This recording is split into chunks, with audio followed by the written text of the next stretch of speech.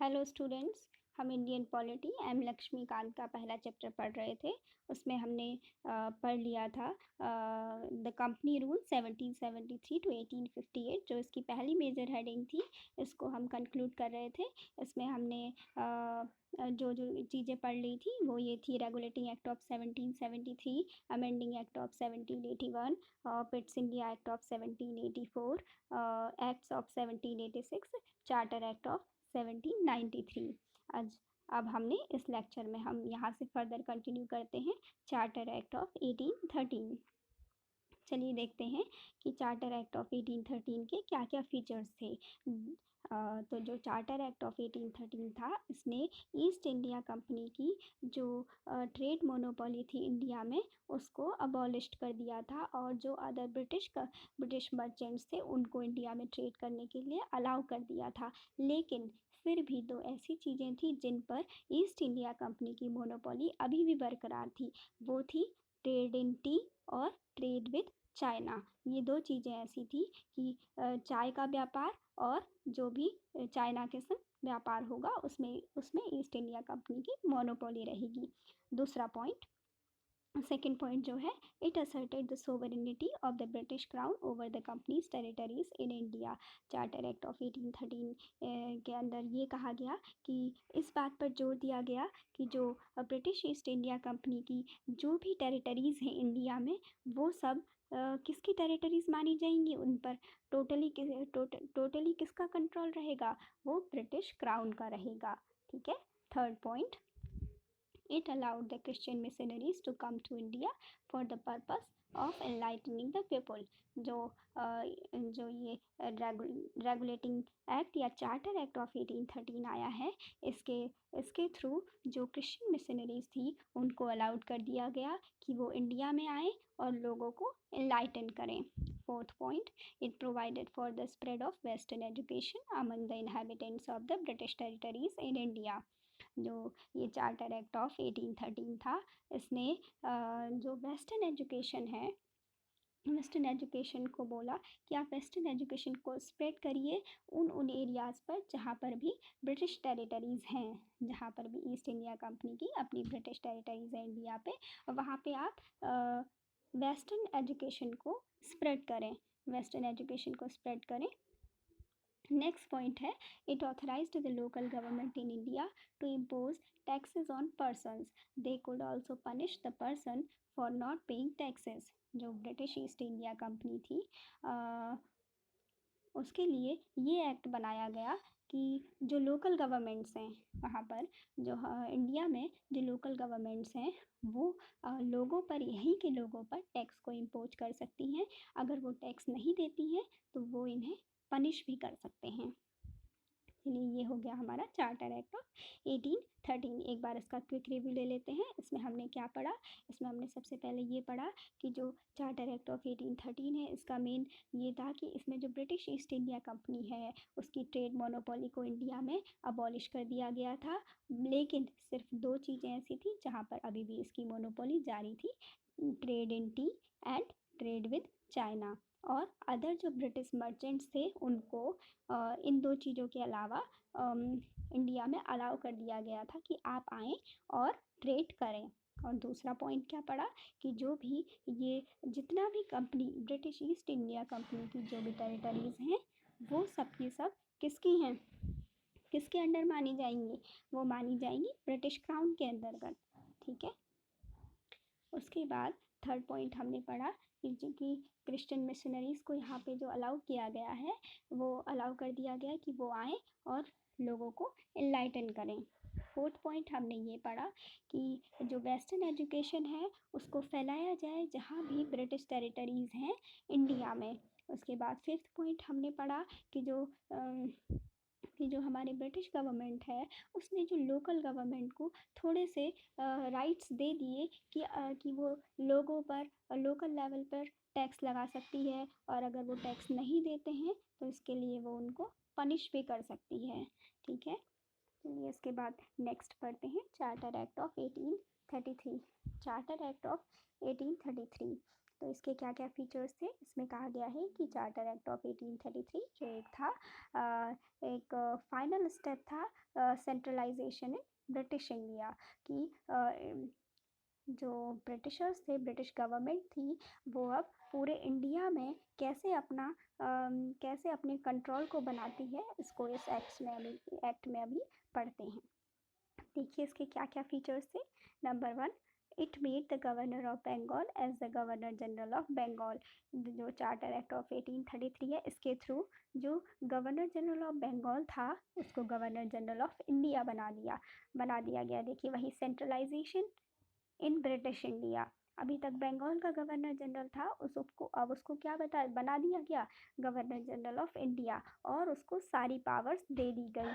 And vested in him all civil and military powers, और उसको सारी सिविल एंड मिलिट्री पावर्स दे दी गई। और इस बार इस प्रकार पहली बार ब्रिटिश इंडिया का जो ब्रिटिश गवर्नमेंट है वो पूरा कंट्रोल हो गया पूरी इंडिया में। लॉर्ड विलियम बेंटिक जो थे वो पहले first governor general of India थे। दूसरा point, it deprived the governor of Bombay and Madras of their legislative powers. जो ये चार्टर एक्ट ऑफ 1833 आता है, और इसने गवर्नर्स ऑफ बॉम्बे और मद्रास, और जो भी गवर्नर ऑफ मद्रास थे उनको उनकी लेजिस्लेटिव पावर्स को उनको ख़त्म कर दिया था, या इनको बहुत ही कम कर दिया था। The governor general of India was given exclusive legislative power for the entire British India. ऐसा क्यों हुआ, क्योंकि जो गवर्नर जनरल ऑफ इंडिया है उसी को सारे एक्सक्लूसिव लेजिस्लेटिव पावर्स दे दिए गए थे सारे ब्रिटिश इंडिया का मतलब यहाँ पर ये है कि हमारी इंडिया का वो पार्ट जहाँ पर ब्रिटिशर्स का साम्राज्य चलता था, उनका पॉलिटिकल दबदबा था, वहाँ पर उन्हीं लोगों का शासन चलता था, इसीलिए इसको ब्रिटिश इंडिया कहा गया है। The laws made under the previous acts were called as regulations. जो 1833 से पहले जितने भी एक्ट्स बने थे उनको कहा गया था regulations, while laws made under this act were called as acts. लेकिन जो लॉ इसमें बने उसको कहा गया एक्ट्स। उसके बाद थर्ड पॉइंट है, it ended the activities of the East India Company as a commercial body. जो ये चार्टर एक्ट ऑफ 1833 है, इसने ईस्ट इंडिया कंपनी की जो जितनी भी एक्टिविटीज़ थी एज एक कॉमर्शियल बॉडी के रूप में, एक व्यापारिक बॉडी के रूप में उसको ख़त्म कर दिया था, उसको समाप्त कर दिया था, और which became a purely administrative body, जिसने कि ईस्ट इंडिया कंपनी को एक प्योरली एडमिनिस्ट्रेटिव बॉडी बना दिया था। It provided that the company's territories in India were here by it interest for his majesty his heirs and his successors. ये कहा गया कि ये चार्टर एक्ट ऑफ 1833 था, इसने जो भी कंपनीज की टेरिटरीज हैं इंडिया में उन सबको, जो भी ब्रिटेन की रानी थी, ब्रिटेन के किंग थे, उनकी एक सर्वेंट्स के रूप में देखा गया कि ये उनकी धरोहर है, ये सब उनके कंट्रोल में चलेगी, उनके ट्रस्ट पे ही ये चल रहा है, ब्रिटिश क्राउन के ट्रस्ट पे ही ये चल रहा है। इसमें कंपनी का अपना अब कोई आधिपत्य नहीं रहेगा, कोई अपना कंट्रोल नहीं रहेगा। फोर्थ पॉइंट पढ़ते हैं। The charter act of 1833 attempted to introduce a system of open competition for the selection of civil servants. जो चार्टर एक्ट ऑफ 1833 था, उसने एक ओपन कॉम्पिटिशन सिस्टम इंट्रोड्यूस किया सिविल सर्वेंट्स के सिलेक्शन के लिए। एंड स्टेटेड दैट इंडियंस, और इसमें कहा गया कि जो इंडियंस हैं should not be debarred from holding any place. जो इंडियंस हैं, जो भारतीय हैं, उन लोगों को किसी भी प्लेस से, holding any place, office and employment under the company, उनको मना नहीं किया जा सकता कि वो किसी भी प्लेस में आए, किसी भी ऑफिस में आए, और एम्प्लॉयमेंट अंडर द कंपनी, और वो कंपनी में एम्प्लॉयमेंट भी कर सकते हैं। But However, this provision was negated after the opposition from the court of directors. लेकिन जो कंपनी के कोर्ट ऑफ डायरेक्टर्स थे ईस्ट इंडिया कंपनी के, उनके मना करने पर, उनके अपोजिशन पर इस प्रोविज़न को मना कर दिया गया, ये प्रोविज़न अप्लाई नहीं हो पाया। इसमें क्या कहा गया था, इसमें ये कहा गया था कि जो अभी तक ये होता था कि जो सिविल सर्विस होती थी उसमें इंडियंस को परमिशन नहीं थी, लेकिन इसके तहत ये कहा गया कि इनको परमिशन दी जाएगी कि वो भी एम्प्लॉयमेंट में आ सकते हैं, किसी भी पब्लिक प्लेस में उनको डीबार नहीं किया जाएगा और ऑफिस में एम्प्लॉयमेंट में कहीं भी वो पार्टिसिपेट कर सकते हैं। लेकिन जब कोर्ट ऑफ डायरेक्टर्स को ये बात अच्छी नहीं लगी, जो कि कंपनी के ही आला अधिकारी थे, उनने इस बात का अपोजिशन किया और ये अप्लाई नहीं हो पाया। तो ये था हमारा चार्टर एक्ट ऑफ 1833। इसमें हमने क्या क्या देखा, एक बार इसका जल्दी से क्विक रिव्यू ले लेते हैं। इसमें था कि सबसे पहले तो इसमें गवर्नर जनरल ऑफ बंगाल को गवर्नर जनरल ऑफ इंडिया बना दिया और उसी को सारी सिविल एंड मिलिट्री पावर्स दे दी गई। और इसमें पहली बार ऐसा हुआ कि पूरी इंडिया में अपना ब्रिटिश टेरिटरीज़ को ब्रिटिश टेरिटरीज़ पर ब्रिटिश क्राउन का पोजीशन आ गया। और लॉर्ड विलियम बेंटिक जो थे वो पहले first governor general of India थे। दूसरा पॉइंट हमने पढ़ा इसमें कि जो ये चार्टर एक्ट ऑफ 1833 था, इसने गवर्नर ऑफ बॉम्बे और गवर्नर ऑफ मद्रास जो थे उनकी लेजिस्लेटिव पावर्स को टोटली ख़त्म कर दिया था और गवर्नर जनरल ऑफ इंडिया को सारे एक्सक्लूसिव लेजिस्लेटिव पावर्स दे दिए गए थे पूरे ब्रिटिश इंडिया के लिए, पूरे ब्रिटिश इंडिया के लिए। यहाँ मतलब है कि जहाँ जहाँ पर भी British East India company work कर रही थी या जहाँ पर भी ब्रिटिशर्स का इंडिया में दबदबा था, उन सभी क्षेत्रों में ये governor general of India he law बनाएंगे। और इनको डिप्राइव्ड कर दिया गया इनकी पावर से, किसे, गवर्नर ऑफ बॉम्बे और मद्रास। और ये कहा गया है इसमें कि जो अभी तक 1833 से पहले के जितने भी लॉज बनाए गए हैं उनको कहा गया रेगुलेशंस। और जबकि जो चार्टर एक्ट ऑफ 1833 के अंडर जो लॉ बनाए गए उनको कहा गया एक्ट्स। इसमें नेक्स्ट पॉइंट हमने ये पढ़ा था कि जो चार्टर एक्ट ऑफ 1833 है, इसने ईस्ट इंडिया कंपनीज़ का जो एक कॉमर्शियल बॉडी के रूप में जो एक्टिविटीज़ थी उसको ख़त्म कर दिया। और 1833 के बाद से ही अब ईस्ट इंडिया कंपनी एक प्योरली एडमिनिस्ट्रेटिव बॉडी बन गई थी और ये यहाँ पर सिर्फ जो ब्रिटिश क्राउन था उसके नाम पर, उसकी दया पे, उसके ट्रस्ट पे अपना काम कर रही थी। उसके बाद फोर्थ पॉइंट हमने पढ़ा था कि the charter act of 1833 attempted to, जो चार्टर एक्ट ऑफ 1833 में ये एक नियम आया ऐसा कि जो सिविल सर्वेंट्स हैं, उनमें सिविल सर्विसेज हैं, open competition for selection of civil servants and stated that Indians should not be debarred from holding any place, office and employment under the company. ये कहा गया कि अब इंडियंस को किसी भी पब्लिक ऑफिस में डिबार्ड नहीं किया जा सकता है, वो भी आ सकते हैं, उनको भी कंपनी में एम्प्लॉयमेंट दिया जा सकता है। और एज ए सिविल सर्वेंट्स का एक ओपन कंपटीशन सिस्टम इंट्रोड्यूस करने की कोशिश की गई सिविल सर्वेंट्स के सिलेक्शन के लिए, बट कोर्ट ऑफ डायरेक्टर्स ने इसमें भी उनने अपोज कर दिया, तो फिर ये प्रोविज़न नहीं आया। ये था हमारा चार्टर एक्ट ऑफ 1833। चलिए अब नेक्स्ट देखते हैं चार्टर एक्ट ऑफ 1853 और उसके बाद हमारा क्राउन रूल आ जाता है जो कि होगा 1858 टू 1947 से। देखते हैं charter act of 1853। The Charter Act of 1853 was the last of the series of the Charter Acts passed by the British Parliament between 1793 and 1853. It was a constitutional landmark. देखते हैं इनने इसको लैंडमार्क क्यों कहा है, इसके ऐसे क्या क्या फीचर्स थे। चलिए देखते हैं पहला पॉइंट, इनने क्या किया। द चार्टर एक्ट ऑफ 1853 इनने separated for the first time the legislative and executive functions of the Governor Generals of Council. Charter act of 1853 के थ्रू जो गवर्नर जनरल्स की काउंसिल था उसके जो भी जो भी लेजिस्लेटिव फंक्शन, लेजिस्लेटिव मीन्स नियम बनाने से, लॉज बनाने से, और जो एग्जीक्यूटिव फंक्शंस हैं वो उनको अलग कर दिया गया। Executive functions means political functions जो भी हैं उनके एग्जीक्यूटिव फंक्शंस मीन्स जो भी एग्जीक्यूशन का वर्क होगा उनको सेपरेट कर दिया गया। It provided for addition of और it provided for addition of 6 new members called legislative counselors to the council। इसके लिए 6 मेंबर्स की एक कमेटी बनाई गई, 6 मेंबर्स का एडिशन किया गया जिसे कि कहा गया लेजिस्लेटिव काउंसलर्स कहा गया। और it established A separate governor generals legislative councils which came to be known as Indian Central Legislative Council। ये जो बनाई गई अलग से एक सेपरेट गवर्नर जनरल्स की लेजिस्लेटिव काउंसिल, जिसे कि इंडियन सेंट्रल लेजिस्लेटिव काउंसिल भी कहा गया। इसमें क्या किया गया, 6 मेंबर्स का एडिशन किया गया।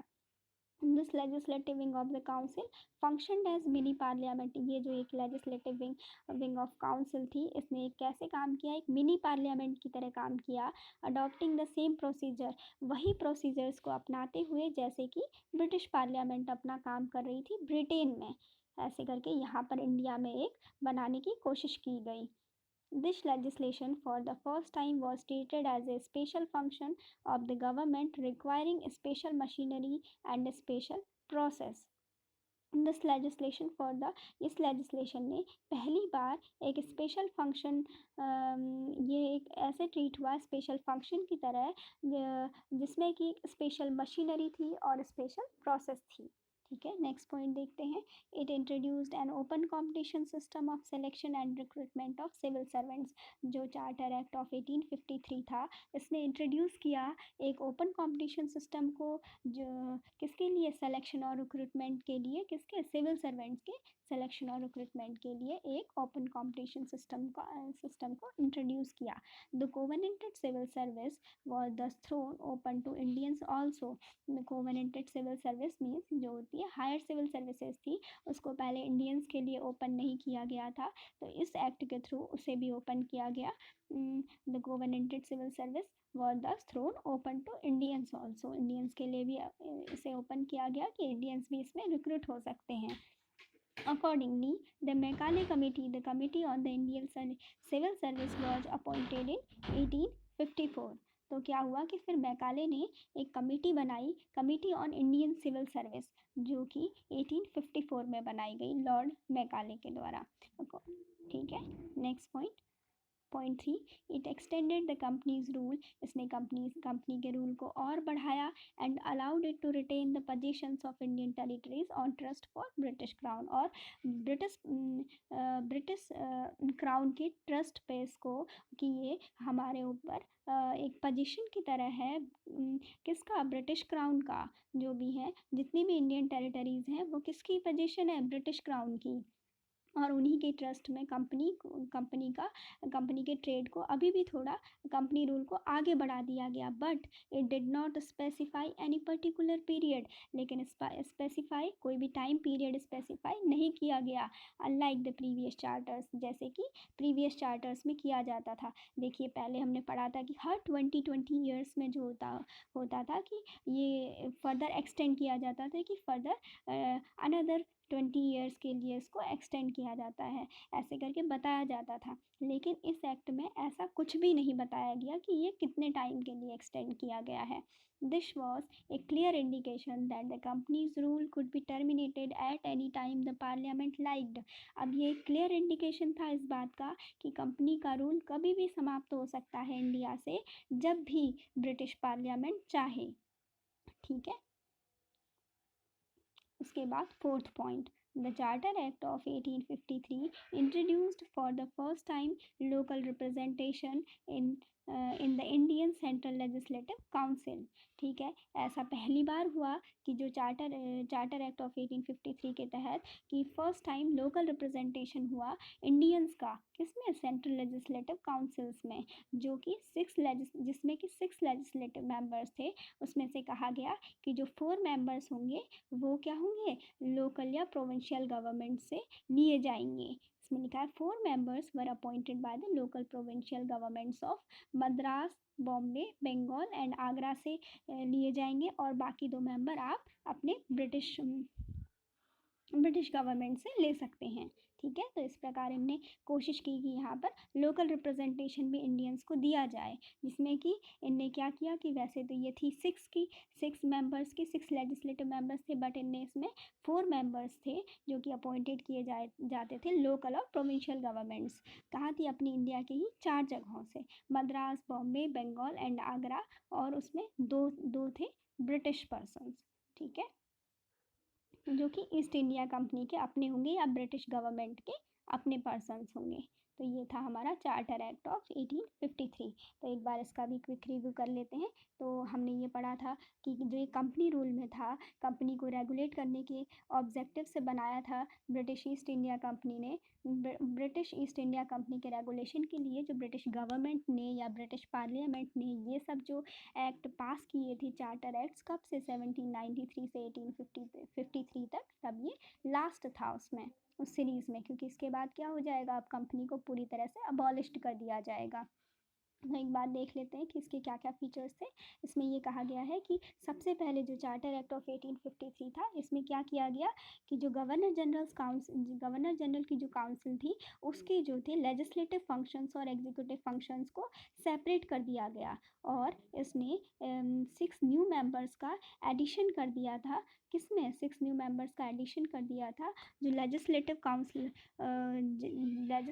काउंसिल्स थी, और उनको नाम दिया गया legislative councillors to the council. उनको क्या कहा गया? जो लेजिस्लेटिव काउंसिल में 6 न्यू मेंबर्स का एडिशन किया गया, वो कहलाए लेजिस्लेटिव काउंसलर्स। ठीक है, उसके बाद ये एक सेपरेट गवर्नर जनरल की लेजिस्लेटिव काउंसिल बनी, जिसको इंडियन सेंट्रल लेजिस्लेटिव काउंसिल के नाम से भी जाना गया, और इसकी जो कंपैरिजन है वो एक मिनी पार्लियामेंट, एक जो ब्रिटेन में पार्लियामेंट थी उसके एक छोटे रूप में इसको देखा जाने लगा।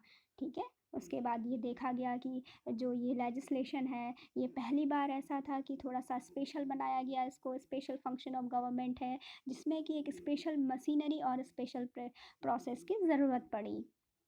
ठीक है, उसके बाद सेकंड पॉइंट हमने पढ़ा था कि जो चार्टर एक्ट ऑफ 1853 है, इसने एक ओपन कंपटीशन सिस्टम को इंट्रोड्यूस किया था सिविल सर्वेंट्स के सिलेक्शन और रिक्रूटमेंट के लिए, और इसमें जो इंडियंस थे, भारतीयों को भी कोवेनेंटेड सिविल सर्विसेज के लिए अलाउ कर दिया गया था।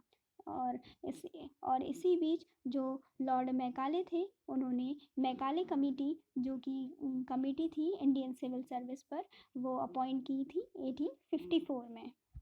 उसके बाद नेक्स्ट पॉइंट में हमने पढ़ा कि जो चार्टर एक्ट ऑफ 1853 है, उसने कंपनी के रूल को तो एक्सटेंड किया, और लेकिन बट उसने ये नहीं बताया कि ये किस टाइम तक, आगे आने वाले कितने टाइम तक ये यहाँ पर अभी और काम कर सकती है और व्यापार कर सकती है और एडमिनिस्ट्रेशन कर सकती है, क्योंकि उसके ट्रेडिंग राइट्स तो पहले ही चले गए थे। कब चले गए थे उसके सारे ट्रेडिंग राइट्स? ये चले गए थे 1833 में, उसके ट्रेडिंग राइट्स चले गए थे, और हमने पढ़ा था कि वो क्या हो गई थी, became a purely administrative body. कब हुई थी? चार्टर एक्ट ऑफ 1833 के थ्रू।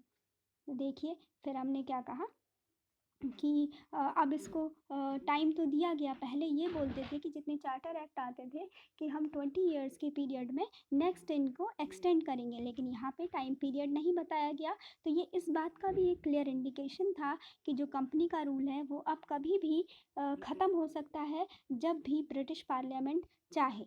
ठीक है, इसके बाद जो लास्ट पॉइंट था वो ये था कि कि इसने पहली बार जो लोकल रिप्रेजेंटेशन दिया था, इंडियंस को भी इसमें लोकल रिप्रेजेंटेशन दिया था, जो कि गवर्नर जनरल की जो लेजिस्लेटिव काउंसिल हुआ करती थी इसमें, और 6 न्यू मेंबर्स, जो 6 न्यू एडिशनल लेजिस्लेटिव मेंबर्स हुआ करते थे गवर्नर जनरल की काउंसिल में, उसमें से जो 4 मेंबर्स थे वो जो कि अपॉइंट किए जाते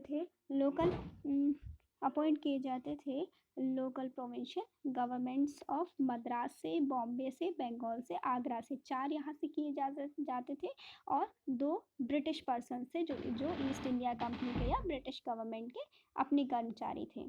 तो ये था हमारा चार्टर एक्ट ऑफ 1853। ये भी काफ़ी इम्पोर्टेंट है, इसको भी ध्यान से पढ़िएगा आप लोग। चार्टर एक्ट ऑफ 1853 भी एग्जाम्स में काफ़ी पूछा जाता है, क्योंकि इसमें इंडियन सिविल सर्विसेज जो ये लॉर्ड मैकाले हैं ये कमेटी बनाते हैं।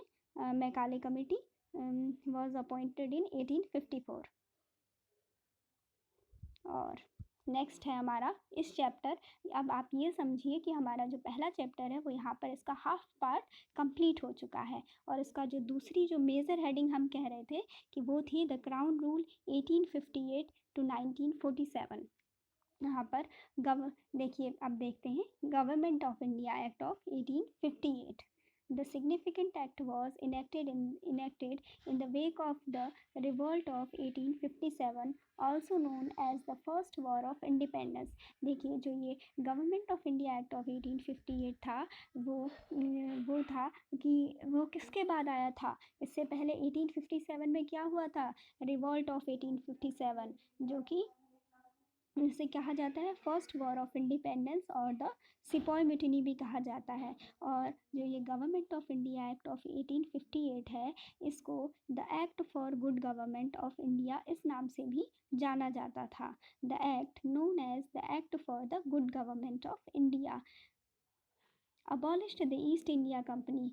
इस एक्ट के थ्रू अब ईस्ट इंडिया कंपनी को अबॉलिश्ड कर दिया गया था और transfer the powers of government territories and revenues to the British crown.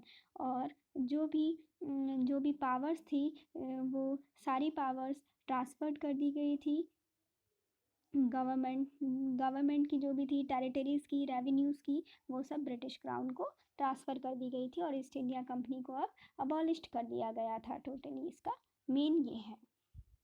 इसके मेन फीचर्स क्या क्या है इसमें देखते हैं।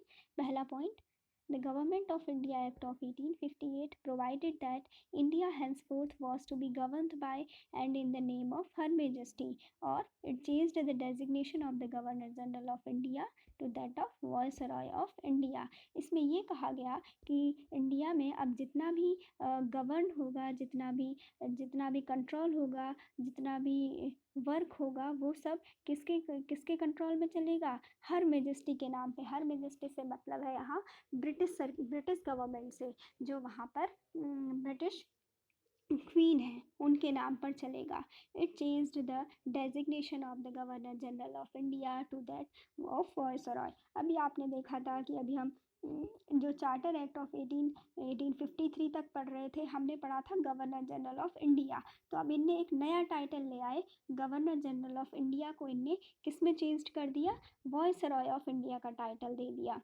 ठीक है। ही जब द वायसरॉय जो था वो डायरेक्ट रिप्रेजेंटेटिव हुआ करता था ब्रिटिश क्राउन का इंडिया में। इस प्रकार लॉर्ड कैनिंग दस became the first viceroy of India.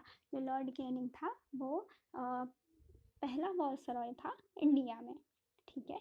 Second point देखते हैं। The Government of India Act of 1858 ended the system of double government by abolishing the Board of Control and Court of Directors।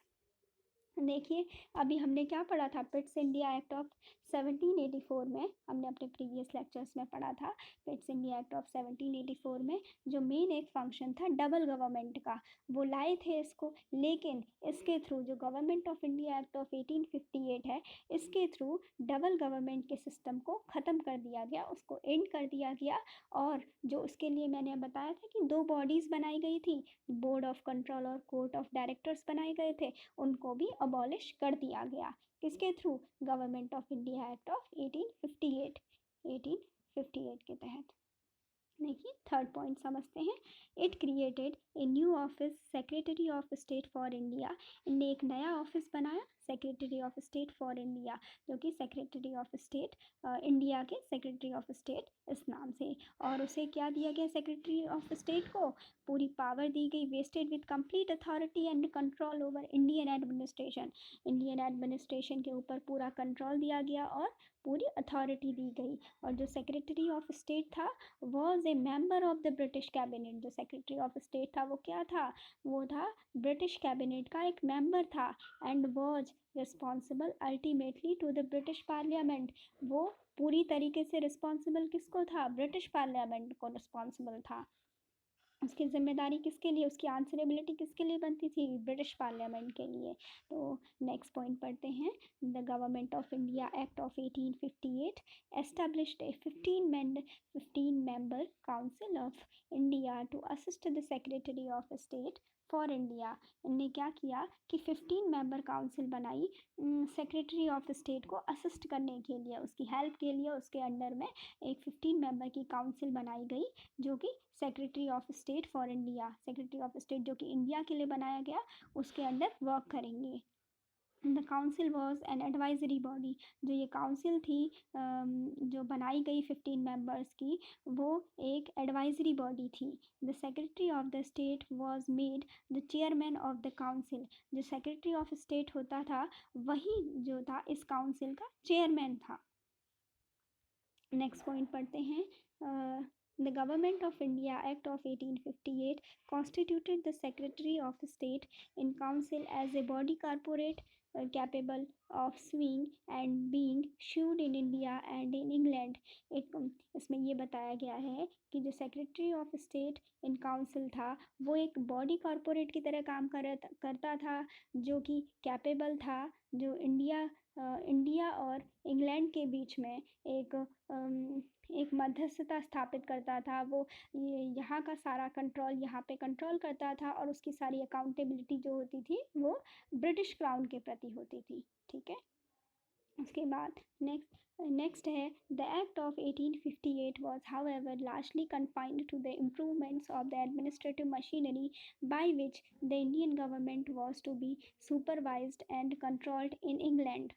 ये जो है बताया गया है इसमें कि इसने क्या किया कि जो ये इसको हम बोलते हैं द एक्ट ऑफ 1858, इसको गुड गवर्नमेंट ऑफ इंडिया लिखा है, act for the good government of India भी बोला जाता है। तो इनने क्या किया कि लार्जली जो किया है इम्प्रूवमेंट किया है एडमिनिस्ट्रेटिव मशीनरी, जिससे कि इंडियन गवर्नमेंट को सुपरवाइज किया जा सके, कंट्रोल किया जा सके इंग्लैंड में।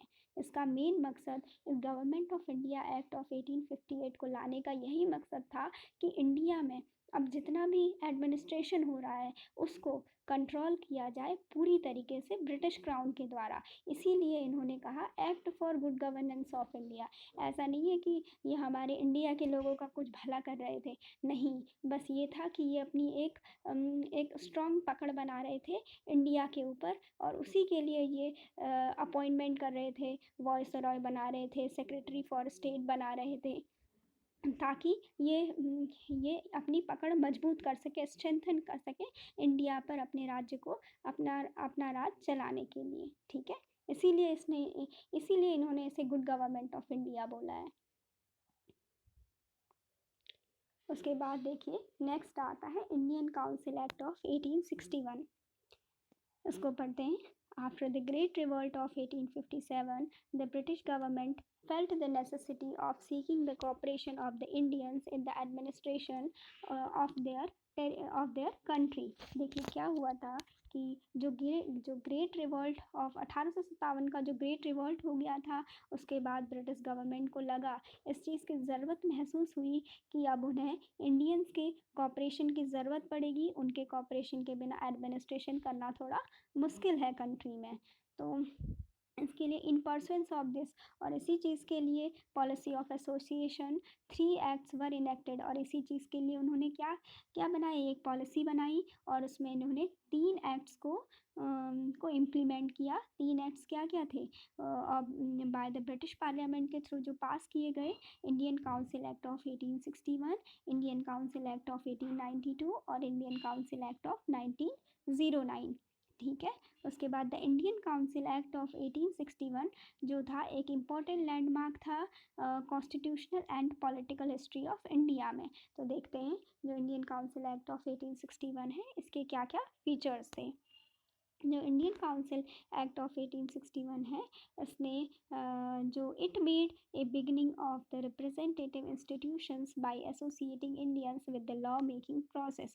इनने जो किया स्टार्ट किया इंडियंस को जो representative institutions by associating Indians, इनने धीरे धीरे लॉ मेकिंग प्रोसेस में इंडियंस को एसोसिएट करना स्टार्ट किया। It thus provided that the viceroy should nominate. इसमें कहा गया कि जो वॉइसरॉय है वो उसको करना चाहिए कुछ भारतीयों को नॉमिनेट करेंगे as a non official members of his expanded council. ठीक है, जो इसकी बढ़ाई गई जिसमें कि जो नंबर ऑफ मेंबर्स हैं उनको बढ़ाया गया है, तो उसमें क्या किया जाएगा कुछ इंडियंस को एज ए नॉन ऑफिशियल, अभी भी इनने ऑफिशियल नहीं बनाया, नॉन ऑफिशियल बनाया कि उनको नॉमिनेट करेंगे हम कुछ इंडियंस को, ये कहा है। In 1862, Lord Canning, the then Viceroy, nominated 3 Indians to his legislative council.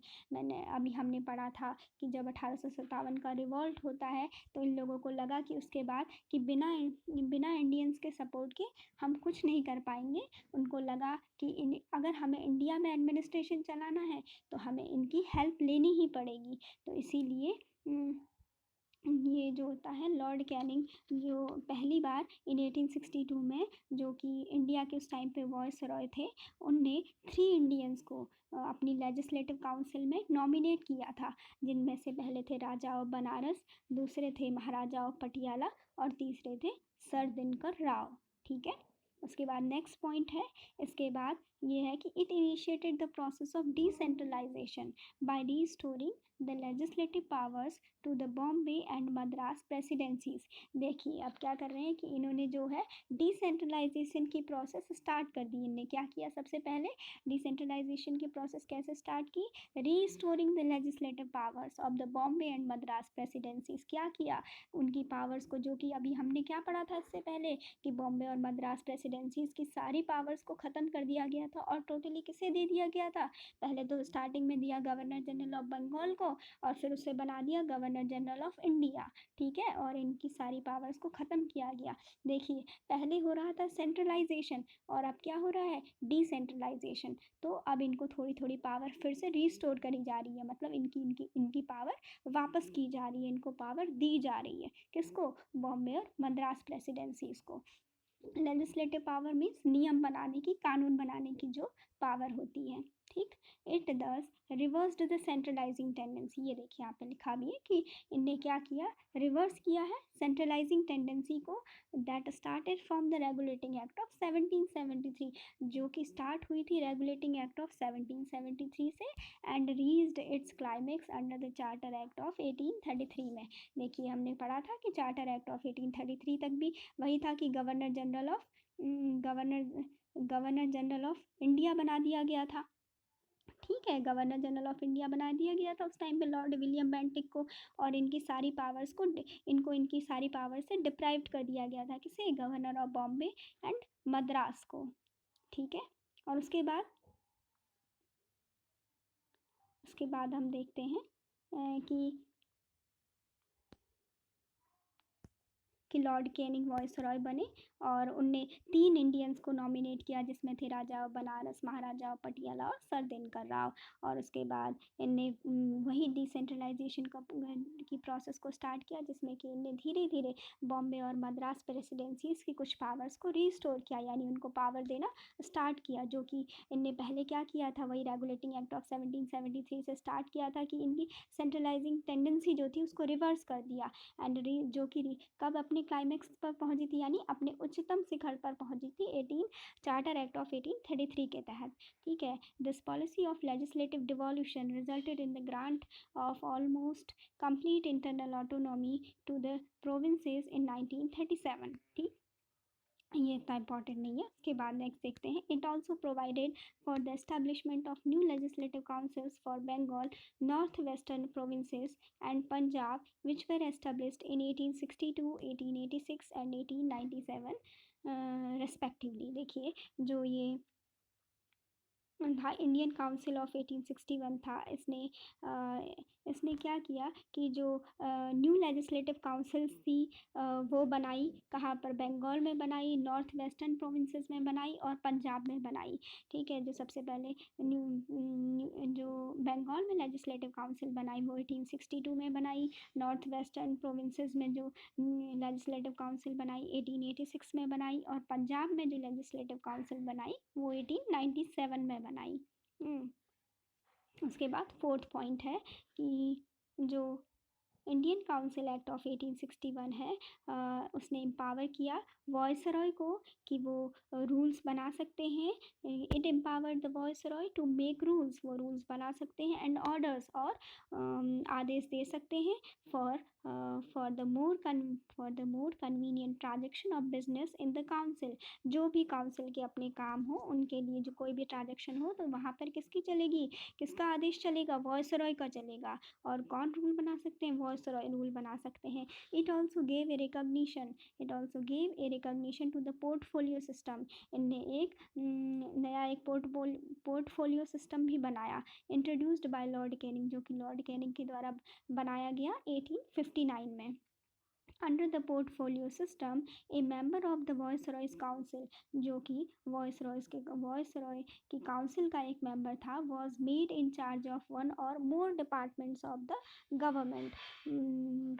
ये था इसमें पोर्टफोलियो का मतलब ये था कि इसमें जो भी ये वॉइसरॉय की काउंसिल का जो कोई भी एक मेंबर होगा उसको अलग अलग departments made in charge of one or more departments of the government, उसको अलग अलग डिपार्टमेंट भी दिए जा सकते हैं। ठीक है, इसी को पोर्टफोलियो सिस्टम कहा गया।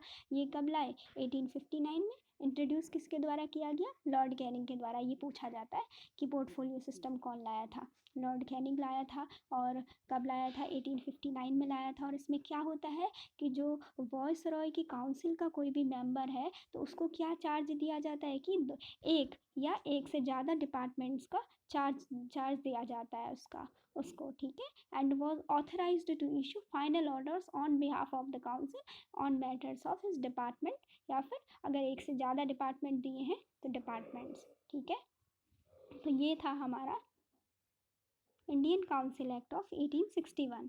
ठीक है, इसमें हमने क्या पढ़ा कि जो ब्रिटिश पार्लियामेंट थी, जब उनको लगा कि भैया हम अकेले काम नहीं कर सकते हैं, हमको इंडियंस के कॉपरेशन के एडमिनिस्ट्रेशन में ज़रूरत है। अगर हम इंडिया में अपना एडमिनिस्ट्रेशन चलाएंगे तो उसके लिए हमें इनकी भी हेल्प की ज़रूरत है। तो इसके लिए क्या करते हैं कि ये अब इंडियंस को इंक्लूड करना स्टार्ट करते हैं धीरे धीरे। तो इसी पॉलिसी को आगे बढ़ाते हुए 3 एक्ट ब्रिटिश पार्लियामेंट में पास किए जाते हैं, ब्रिटिश काउंसिल में पास किए जाते हैं, जो कि इंडियन काउंसिल एक्ट ऑफ 1861 होता है, इंडियन काउंसिल ऑफ 1892 होता है, और जो इंडियन काउंसिल एक्ट ऑफ 1909 होता है। और इसमें से जो अभी हमने पहला पढ़ा, ये पढ़ा इंडियन काउंसिल एक्ट ऑफ 1861। इसमें इसके क्या क्या फीचर्स पढ़े हमने, इसमें पहला फीचर हमने यही पढ़ा कि जो है कि धीरे धीरे अब इंडियंस को लॉ मेकिंग प्रोसेस में ये लोग लाने लगे। और पहले वॉइसरॉय ने क्या किया, नॉमिनेट किया as a non official member की तरह उनने नॉमिनेट किया लॉर्ड कैनिंग ने। 1862 में क्या किया था, 3 मेंबर्स को अपनी लेजिस्लेटिव काउंसिल में नॉमिनेट किया था। उनमें से थे Raja of Banaras, the Maharaja of Patiala और सर दिनकर राव। और इन्होंने फिर दूसरा पॉइंट हमने पढ़ा कि इन्होंने क्या किया कि जो प्रोसेस ऑफ इन्होंने जो सेंट्रलाइजेशन पॉलिसी थी इनकी, इन्होंने इसको रिवर्स कर दिया और प्रोसेस ऑफ डिसेंट्रलाइजेशन को स्टार्ट किया। और जो बॉम्बे और मद्रास प्रेसिडेंसीज की इनने पहले सारी पावर्स ले ली थी, अब इनको इनने थोड़ा थोड़ा करके रीस्टोर किया।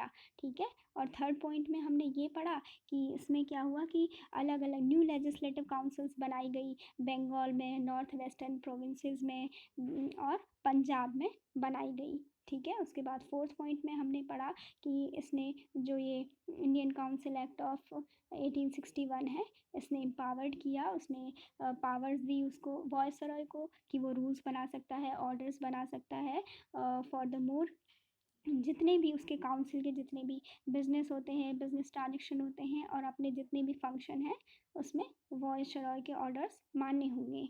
और जो ये कमिटी थी उसमें वॉयसरॉय ही उसका चेयरमैन होता है। और फिर इसमें मेन चीज़ एक पॉइंट ये आता है कि it also gave a recognition to the portfolio system.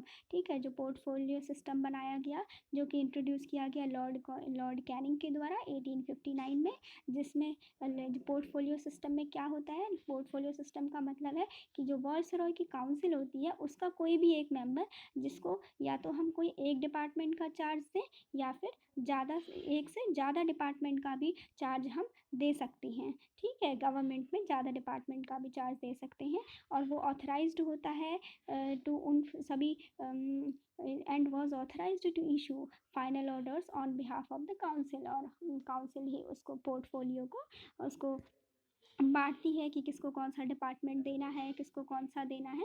तो ये समझाया गया है कि एक व्यक्ति के पास एक वॉइसरॉय की जो काउंसिल होती है इसमें एक मेंबर के पास एक से ज़्यादा डिपार्टमेंट हो सकते थे। ठीक है, और वो उससे रिलेटेड अपनी ड्यूटीज़ को वो करते थे, फंक्शन करते थे उन पे और अपने वर्क को ब्रिटिश गवर्नमेंट के सामने उनके लिए अकाउंटेबल होते थे। यही था हमारा इंडियन काउंसिल एक्ट ऑफ 1861। इसमें एक और पॉइंट है इंडियन काउंसिल एक्ट ऑफ 1861 में, number 5, it empowered the viceroy to issue ordinances without the concurrence of the legislative council during an emergency. The life of such an ordinance was 6 months। इसमें यही कि हम अभी पढ़ रहे थे कि वॉइसरॉय को पावर दे दी गई थी, अब तो वॉइसरॉय था।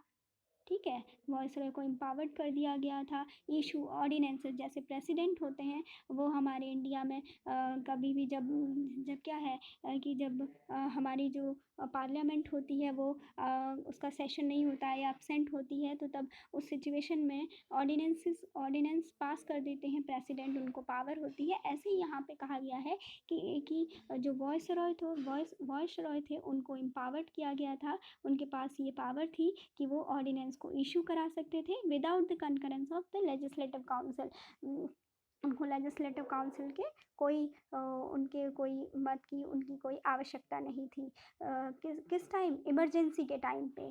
ठीक है, and the life of such N, और जो भी ऑर्डिनेंस निकलता जैसे होता है, प्रेसिडेंट भी अगर कोई ऑर्डिनेंस बनाते हैं, अध्यादेश कहते हैं उसको, तो उसका टाइम पीरियड भी कितना होता है, उसका भी 6 मंथ्स का होता है। तो यहाँ पर भी सेम वही चीज़ कही गई है कि the life of such an ordinance was 6 months. उसके बाद जो नेक्स्ट इंडियन काउंसिल एक्ट होता है वो है इंडियन काउंसिल एक्ट ऑफ 1892। मुझे लगता है आज का सेशन हम यहीं तक रखते हैं और कल हम इसके आगे फर्दर कंटिन्यू करेंगे। और ठीक है, और तब तक आप इसको पढ़िएगा अच्छे से। Thanks for watching.